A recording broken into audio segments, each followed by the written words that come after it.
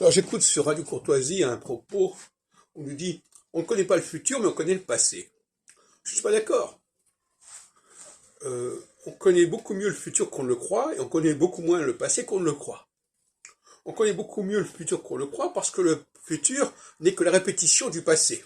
Déjà, si on est dans une processus cyclique, on sait exactement en astrologie, d'après ma façon de voir, à quel moment telle période va se produire et quel genre de situation, dans quelle situation on va se retrouver. Ça donc c'est faux. Et en ce qui concerne le passé, on ne le connaît que très relativement. Parce qu'on ne connaît pas son origine, on ne connaît pas l'origine du processus dans lequel nous nous trouvons actuellement. On ne connaît pas le processus de création tel que nous avons. On connaît un passé, certes, mais pas le passé. On connaît un certain passé pendant une certaine période, mais on est très loin de connaître la genèse complète de ce passé. Donc deux erreurs, on connaît beaucoup mieux le futur, puisqu'il est la répétition du présent, alors que le passé, c'est une disruption, parce que le passé, il y a un moment donné où ce processus, il est en marche, il est enclenché. Et dans quelle mesure il est enclenché, quel est le processus qui l'a enclenché, ça reste un mystère. Donc ça reste à explorer. Donc, sur ce point, on ne peut pas suivre ce genre de discours. En tout cas, il est dépassé, qu'à le dire.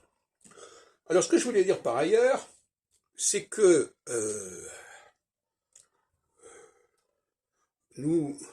cette notion d'équinoxialité, elle revient régulièrement, elle est récurrente, comme la notion de célestialité. C'est pour ça que je dis, ces notions-là sont connues.